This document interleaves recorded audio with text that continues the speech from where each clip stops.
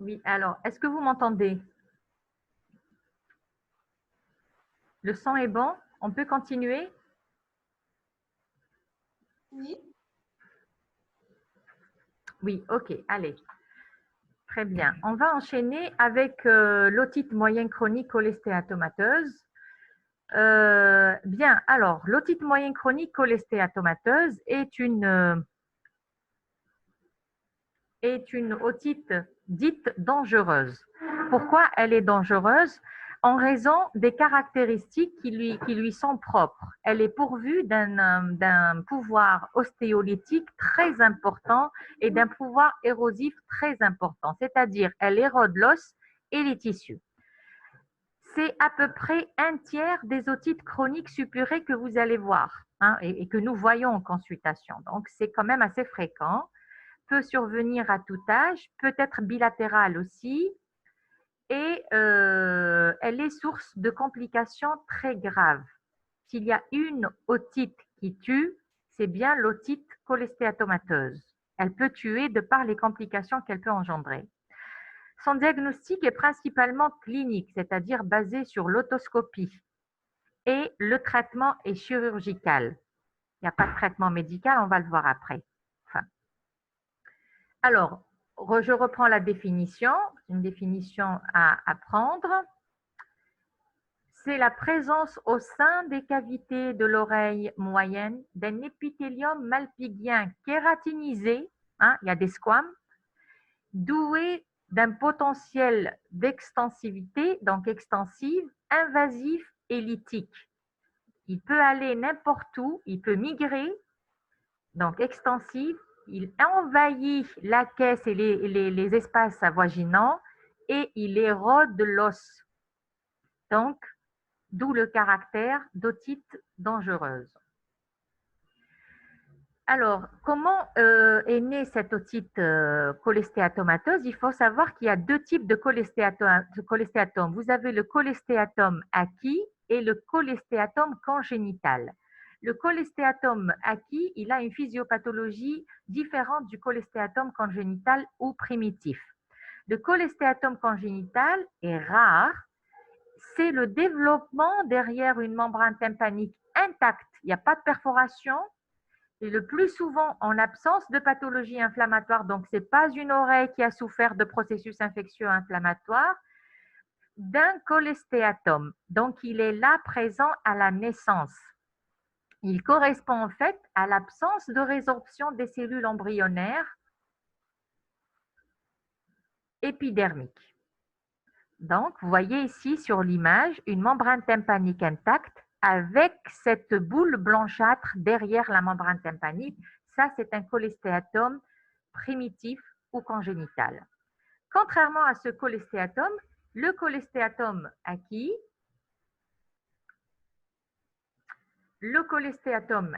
a une physiopathologie tout à fait autre. Pas d'image. Vous n'avez pas d'image? Est-ce que vous avez l'image? Oui? Ok.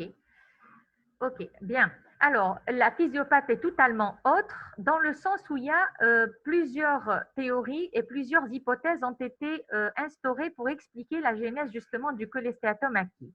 La première hypothèse, c'est la métaplasie. On a incriminé la métaplasie de la muqueuse de l'oreille moyenne par un processus inflammatoire.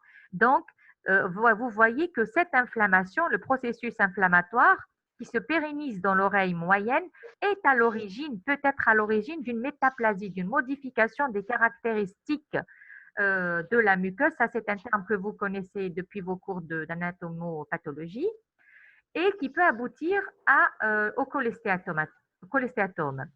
La deuxième, c'est la théorie de migration latérale. Ça veut dire quoi la migration latérale? Pour faire simple, ça veut dire que vous avez une perforation, mais cette fois-ci, ce n'est pas une perforation centrale comme je vous ai montré tout à l'heure dans l'otite muqueuse à tympan ouvert. C'est une perforation dite marginale. Les perforations marginales sont dangereuses. Et donc, vous avez la migration de l'épithélium du conduit auditif externe à travers les berges d'une perforation et ainsi il va envahir, il va rentrer à l'intérieur de la caisse du tympan, va l'envahir et il va se transformer en cholestéatome. Dernière théorie, c'est la poche de rétraction. Rappelez-vous que la poche de rétraction est une rétraction d'une partie de la membrane tympanique qui est fragilisée. Et cette rétraction, à un stade ultime, va se rompre, va être remplie de débris et va constituer le départ du cholestéatome. Voici à peu près les 3 théories qui expliquent la l'otite cholestéatomateuse acquise. Bien. Alors, le diagnostic, il repose sur la clinique. Donc, les signes d'appel. Les signes d'appel majeurs sont représentés par une autorée fétide, intarissable, intermittente, récidivante, qui va et qui revient, mais qui garde le caractère de la fétidité. Les otalgies peuvent se voir lors des poussées de réchauffement. En dehors des poussées de réchauffement, le malade ne s'en plaint pas. Parfois, lorsque le processus inflammatoire est très important, vous pouvez avoir de l'autorragie. Et vous avez aussi comme signe d'appel l'hypoacousie qui est quasi constante. Les malades ont une baisse de l'audition. Au stade de complication, le malade peut présenter des vertiges, des acouphènes. Il peut présenter également une paralysie faciale. Et ces signes-là peuvent être même des signes initiateurs du diagnostic qui ramènent le malade à la consultation pour la première fois. À l'autoscopie, donc cette autoscopie doit être minutieuse. On la réalise sous microscope. Parfois, on se fait aider par des endoscopes. On fait des sécrétions, aspiration des sécrétions du conduit auditif externe. On nettoie le conduit. Ensuite, on observe tranquillement ce qui se passe sur la membrane tympanique. On se rend compte qu'il existe une perforation marginale, c'est-à-dire n'atteint pas le rebord du conduit auditif externe, atteint le rebord du conduit auditif externe, contrairement à la perforation centrale. Cette perforation peut siéger au niveau de la membrane de Schrapnel. Elle siège au niveau postéro-supérieur ou bien supérieur. Rappelez-vous que je vous ai dit hier que la membrane tympanique est divisée en 4 cadrans. Vous avez 2 cadrans antérieurs et 2 cadrans postérieurs. Dans le cholestéatome, les perforations siègent préférentiellement sur les cadrans postérieurs et après aspiration des sécrétions, on peut apercevoir à travers la perforation des magmas ou bien des débris blanchâtres qui représentent le cholestéatome. Le cholestéatome est un diagnostic clinique. Le praticien ORL le reconnu après un examen otoscopique. Il y a très peu de doute après une otoscopie bien conduite. Quelquefois, l'examen ne montre qu'une petite croûte. Parfois, on peut l'assimiler à un débris de cérumen. Et quand on enlève la croûte, on voit qu'elle cache une perforation souvent minuscule avec des débris de cholestéatome.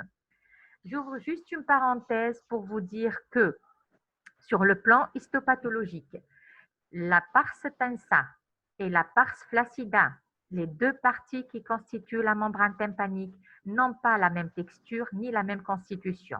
La pars tensa est constituée par 3 couches, une couche épidermique, une couche cutanée, une couche moyenne, une couche cutanée qui fait suite à la peau du conduit auditif externe, une couche moyenne fibreuse et une couche interne muqueuse qui fait suite à la muqueuse de l'oreille interne. Au niveau de la pars flaccida ou du shrapnel, il n'existe que 2 couches. La couche intermédiaire fibreuse manque. De ce fait, la pars flaccida ou shrapnel est plus fragile que la pars tensa. Et toute perforation de la pars flaccida est qualifiée de dangereuse parce qu'elle peut entraîner un cholestéatome. Voici quelques aspects otoscopiques. Je vous ai dit qu'on pouvait retrouver une petite croûte ici en postéro-supérieur. À première vue, on dirait du cérumen. Quand on enlève la croûte, on tombe sur une perforation. Ici, c'est une découverte d'un cholestéatome après avoir justement enlevé cette croûte et regardé cet aspect sale et ces débris blanchâtres qui envahissent l'oreille moyenne. Ici, c'est une perforation séquelaire, d'accord? Et derrière, vous avez un gros cholestéatome qui se cache. Et cette perforation est liée à la présence d'un aérateur transtympanique qui est tombé, qui a laissé derrière cette perforation et qui a fait le lit du cholestéatome. Ici, vous avez un tympan, une pars flaccida qui apparaît, pars tensa qui est pratiquement normale, d'accord? Mais regardez ce qui se passe au niveau du shrapnel. C'est une perforation avec des phénomènes inflammatoires. Et ici, hein, au fond de cette minuscule perforation, vous avez du cholestéatome, des paillettes blanchâtres. Ça, c'est ce qu'on appelle l'aticite cholestéatomateuse, c'est-à-dire l'inflammation de la muqueuse de l'attique. Alors, sur le plan fonctionnel, on fait une audiométrie qui sert bien sûr à apprécier le degré de l'atteinte de l'audition et évaluer l'oreille contralatérale. C'est très important avant la chirurgie. Généralement, on est sur une surdité de transmission. On peut rencontrer dans les cas évolués une surdité mixte parce qu'il y a une souffrance associée de l'oreille interne du fait de l'ancienneté du processus infectieux. L'imagerie se base essentiellement sur la tomodensitométrie du rocher qui évalue l'atteinte, le bilan d'extension du cholestéatome, d'une part, recherche les complications locales et endocrâniennes et bien sûr prépare la stratégie chirurgicale. Qu'est-ce qu'il faut faire sur le plan chirurgical? Quelle technique utiliser en raison de quelles lésions existantes? D'accord? Est-ce qu'on fait une IRM? Parfois, on peut s'aider d'une IRM, notamment dans les atteintes labyrinthiques ou cérébro-méningées. Les complications de l'otite cholestéatomateuse représentées essentiellement localement par la lyse des osselets. Je vous ai dit que c'était la présence d'un épithélium malpigien doué d'un pouvoir lytique. Donc, il lise le cadre osseux et les osselets. Donc, les trois osselets peuvent être touchés, mais essentiellement, le plus fréquemment, c'est l'atteinte de la longue apophyse de l'enclume, encore appelée l'incus. Ça peut aussi entraîner une paralysie faciale périphérique, et ça, c'est une question que je vous pose. Par quel moyen est lésé le nerf facial? Pour répondre à cette question, il faut voir l'anatomie du nerf facial extracrânien. Si vous ne voyez pas l'anatomie, vous n'allez pas comprendre la lésion, comment elle se fait sur le nerf facial. Troisième type de complication, ce sont les fistules labyrinthiques. Et ça, c'est par atteinte du canal semi-circulaire externe, qui est une partie du labyrinthe, du vestibule. Et parfois, le processus est tellement important qu'il va en arrière, sur la mastoïde, léser le canal semi-circulaire externe et entraîner les fistules labyrinthiques. On peut aussi avoir des labyrinthites. Donc, c'est une atteinte de la coque du canal semi-circulaire latéral. Et enfin, on peut avoir des mastoïdites tels qu'on les a vus hier. Les complications endocrâniennes, on peut avoir les méningites, l'abcès du cerveau, l'abcès du cervelet, l'ampium sous-dural, les thrombophlébites du sinus latéral. Ça, c'est un gros sinus, une grosse veine au niveau du crâne qui est juste derrière la mastoïde et qui fait le drainage de l'oreille et d'une partie du cerveau. Alors, sachez que toute symptomatologie neurologique ou syndrome méningé dans un contexte fébrile chez un patient qui a un cholestéatome doit faire évoquer une complication infectieuse intracrânienne et nécessite de ce fait un bilan neurologique et une imagerie en urgence. Si vous êtes en consultation en tant qu'omnipraticien, vous avez vous pouvez avoir la visite d'un malade que vous connaissez qui a un cholestéatome. Et si le malade vient vous dire un jour qu'il a de la fièvre et il a un trouble de l'équilibre ou bien un syndrome méningé, vous le suspectez, vous envoyez rapidement votre malade au service compétent parce qu'il nécessite rapidement une imagerie. Bien, alors le traitement, tout malade suspect d'otite moyenne chronique cholestéatomateuse doit être traité impérativement chez un spécialiste ORL. Vous ne pouvez pas garder en tant qu'omnipraticien un malade qui a une otite chronique et le traiter comme ça avec des traitements antibiotiques, etc. Il risque de compliquer sous vos yeux sans vous rendre compte. Donc, c'est l'ORL qui est le seul compétent à traiter ces malades. Ce dernier, c'est-à-dire l'ORL, doit faire avant tout un bilan d'extension de la pathologie. On a vu comment, donc, examens cliniques, les examens paracliniques. Et avec ces examens, il va apprécier le retentissement fonctionnel, il va rechercher des complications. Donc, le but du traitement, qui est uniquement chirurgical, c'est venir à bout de ce cholestéatome, l'enlever carrément des cavités de l'oreille moyenne, tout en préservant les fonctions de l'oreille et en faisant au mieux pour éviter les récidives. Alors, est-ce qu'il y a une place pour le traitement médical et instrumental? On peut s'aider d'aspiration quotidienne, préopératoire, avec des instillations locales d'antibiotiques, par voie locale au général pour préparer l'oreille. Sinon, le reste des traitements ne sont pas efficaces. Sur le plan chirurgical, on peut opérer le malade de deux façons. Sachez qu'il y a deux techniques en gros.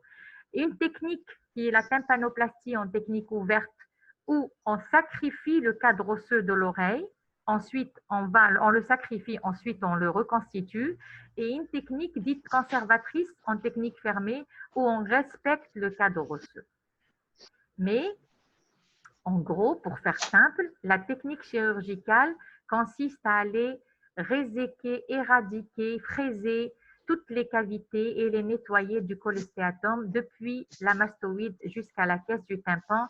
Ensuite, aller reconstituer le tympan et la chaîne des osselets. L'autre propriété qu'il faut garder en tête de l'otite chronique cholestéatomateuse, c'est le risque de récidive, même après un traitement bien conduit, ce qui m'emmène à vous parler de surveillance qui doit être régulière et très rapprochée chez l'ORL compétent. Voilà, donc je conclus en vous rappelant que l'otite chronique cholestéatomateuse est une affection fréquente et grave. Un tiers des consultations pour otorrhée met en jeu le pronostic vital. Elle peut tuer. S'il y a une otite qui peut tuer, c'est bien celle-là. L'omnipraticien doit connaître les aspects cliniques de cette pathologie. Vous devez la connaître en tant que futur omnipraticien afin de poser le diagnostic et d'orienter rapidement vos malades au temps opportun chez le spécialiste adapté. Merci pour votre attention. Je peux répondre à quelques questions si vous le souhaitez.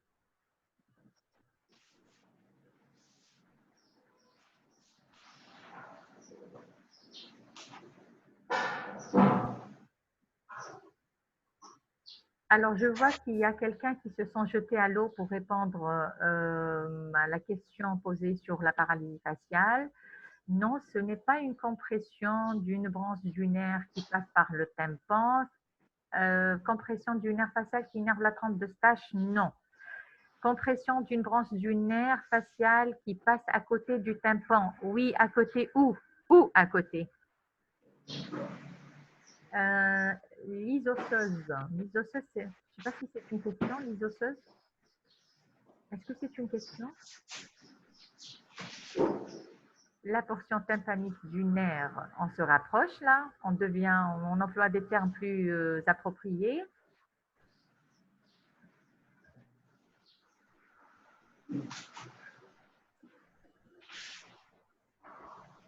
Oui, nerf facial a un trajet intratympanique.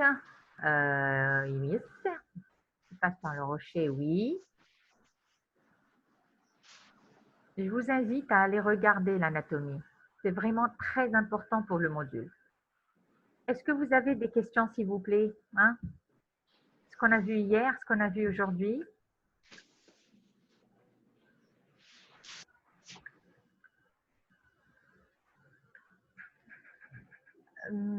L'otite muqueuse à tympan ouvert, est-il possible de récupérer les perdus après réparation?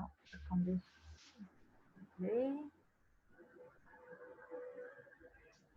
Alors, dans l'otite muqueuse à tympan ouvert, est-il possible de récupérer les dB perdus? Oui, oui, oui, très bonne question. Alors, justement, lorsque vous fermez la membrane tympanique, vous restituez ad intégrant cette membrane tympanique, l'oreille va retrouver sa fonction et vous fermez l'espace, l'urine. On dit on ferme l'urine audiométrique. Vous voyez l'espace qui est entre les deux courbes osseuses et aériennes. Quand la chirurgie est bien faite, eh ben, les deux courbes redeviennent superposées. Bien, bonne question. Quels sont les facteurs qui favorisent la migration marginale? Très bonne question. C'est une question très importante qui est encore débattue, hein. Parmi les facteurs qui favorisent la migration marginale, c'est justement si vous avez une perforation marginale et vous avez de la peau à côté, la peau bouge constamment. Vous savez très bien que la peau se régénère et elle bouge et donc elle va rentrer à l'intérieur. Certains malades feront un cholestéatome, d'autres peut-être pas. Mais c'est ça justement la différence interindividuelle.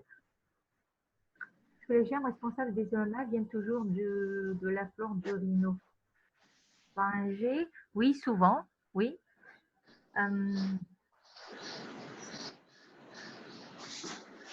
Encore une question?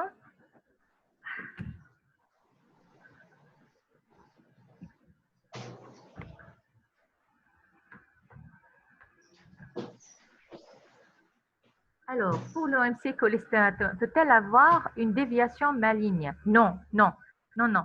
Elle est maligne, on dit qu'elle est maligne localement parce qu'elle entraîne des lyses osseuses et ossiculaires, etc. Mais elle ne peut pas du tout se cancériser.